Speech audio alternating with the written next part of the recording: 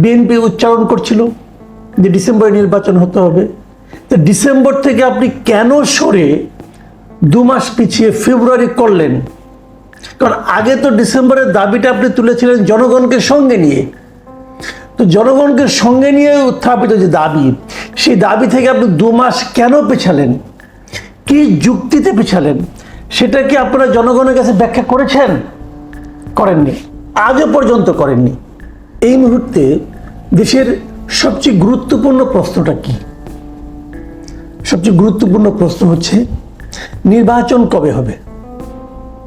গেল মাসের 13 তারিখে লন্ডনে তারেক রহমানের সঙ্গে প্রধান উপদেষ্টা ডক্টর মোহাম্মদ ইউনূসের যে বৈঠক হয়েছিল, সেই বৈঠকে কিছু কথা বলা হয়েছিল। আমার বিবেচনায় আমি তখনই বলেছিলাম যে এই বৈঠকের যে সিদ্ধান্তগুলো এসেছে, সেখানে স্পষ্ট কোনো সিদ্ধান্ত আমরা পাইনি। প্রথমত ডক্টর ইউনূস পক্ষ থেকে বলা হয়েছে যে নির্বাচন এপ্রিলে হবে। তারেক রহমান প্রস্তাব দিয়েছে নির্বাচন ফেব্রুয়ারিতে হোক, এবং সেখান থেকে সিদ্ধান্ত হয়েছে যদি সব কিছু ঠিকঠাক মতো হয়, যদি সংস্কার ঠিকঠাক মতো হয় এবং অন্যান্য প্রস্তুতি ঠিকঠাক মতো নেওয়া যায়, তাহলে রমজানের আগের সপ্তাহেও নির্বাচন হতে পারে। হবে তেমন কোনো নিশ্চয়তা নেই, সব ঠিকঠাক হলেও নিশ্চয়তা নেই। যদি সব ঠিকঠাক মতো হয় তাহলে রমজানের আগের সপ্তাহেও নির্বাচন হতে পারে। মানে একটা ছেলে ভোলানো সম্ভাবনার কথা বলা হয়েছে। এবং রমজানের আগের সপ্তাহে যদি হয় তাহলে সেই নির্বাচনের ডেটটা এসে দাঁড়ায় ফেব্রুয়ারির 12 তারিখে, আগামী মাস বছরের। এই যে একটা অনিশ্চিত একটা তারিখ, একটা সম্ভাবনার কথা বলা, এতেই আমার যেন মনে হলো সেই সময় থেকে বিএনপির মধ্যে একটা বিরাট আনন্দের ভাব। এবং ওখানে উপস্থিত, ওখানে থাকা যে বিএনপির নেতৃত্বে যে প্রতিনিধি ছিলেন মিস্টার আমির খসরু মাহমুদ চৌধুরী, তিনি বললেন যে ওনারা সম্পূর্ণ সন্তুষ্ট, বিরাট সন্তুষ্ট তারা হয়ে গেল। তারা জনগণকে বলল না যে কেন তারা তাহলে এতদিন জনগণকে ডিসেম্বরের নির্বাচনের কথা বলেছিল। জনগণের দাবি ছিল ডিসেম্বরের নির্বাচন, এবং সেই দাবিকে ওই সময়ে তার কয়েক মাস আগে থেকেই বিএনপি উচ্চারণ করছিল যে ডিসেম্বরে নির্বাচন হতে হবে।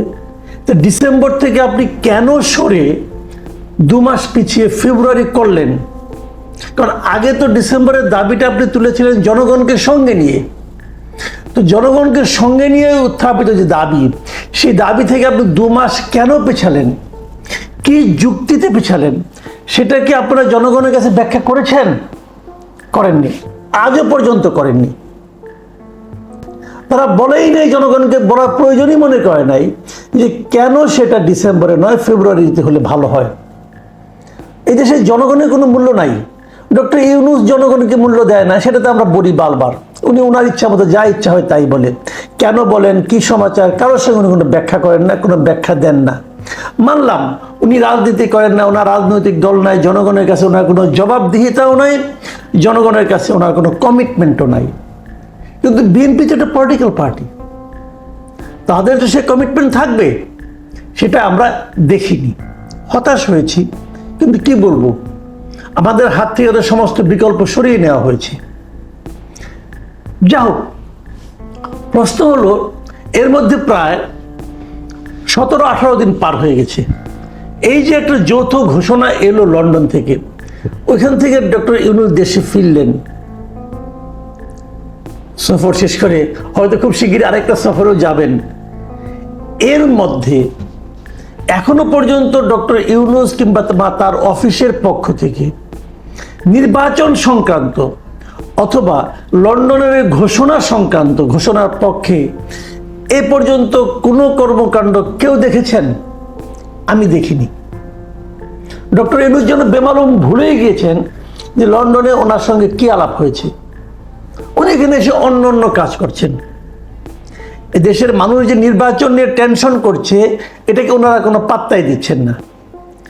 এর মধ্যে প্রধান নির্বাচন কমিশনার ডক্টর ইউনূসের সঙ্গে একটা সৌজন্য সাক্ষাৎ করেছেন দুদিন আগে। সেই সৌজন্য সাক্ষাতে প্রধান নির্বাচন কমিশনারের সঙ্গে প্রধান উপদেষ্টার সৌজন্য সাক্ষাৎ। আলোচনার বিষয়বস্তু কি হতে পারে? মানে আবহাওয়া কেমন চলবে, গরম আরো বাড়বে কি বাড়বে না, বৃষ্টি নামবে কি নামবে না, নিশ্চয়ই এগুলো আলোচনার বিষয় নয়। হ্যাঁ, দুজনেই বৃদ্ধ মানুষ, হয়তো শারীরিক কুশলাদি তারা বিনিময় করতে পারেন। তারপর মূল আলোচনাটা তো নির্বাচন, কারণ উনি তো প্রধান নির্বাচন কমিশনার, দেশের এই মুহূর্তের সবচেয়ে গুরুত্বপূর্ণ দুজন ব্যক্তি। সেই প্রধান নির্বাচন কমিশনার আজকে সাংবাদিকদের সঙ্গে বসেছিলেন।